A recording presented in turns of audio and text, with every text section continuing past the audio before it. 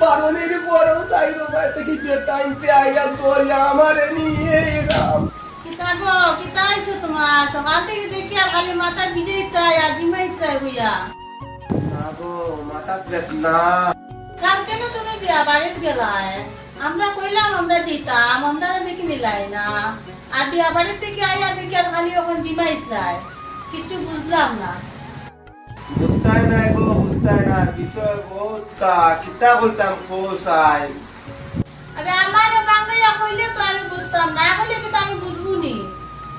তইলে আমি তোমারে কই যখন শুনো আমি যেন বাড়ি গেছিলাম কালকে বিয়া যাওয়ার যে খাওয়ানোর প্যান্ডেলটা বানাইছো প্যান্ডেলের সামনে গিয়া দেখি দুইটা গেট, একটা হইলো গিয়া ছেলে পক্ষ একটা হইলো গিয়া মেয়ে পক্ষ। এখন আমি কিতা করতাম, সেখন তো আমি বড় বিপদে পড়ছি। আমি যখন ছেলে তো ছেলে পক্ষ থেকেই আমি ঢুকলাম। এখন ছেলে পক্ষর দিকে ঢুকার পরে গিয়ে একটু সামনে গিয়ে দেখি আরো দুইটা দরজা, তিনটা লেখা ছেলেরা এদিকে লেখা মেয়েরা। এখন আমি তো ছেলে, তবু ছেলেরা থেকে একবার ঢুকতে লাগলো। বালা তো বলছো ছেলেরার দিকে গিয়া হারি ঢুকছো, এর ফলে কিতা হইছে?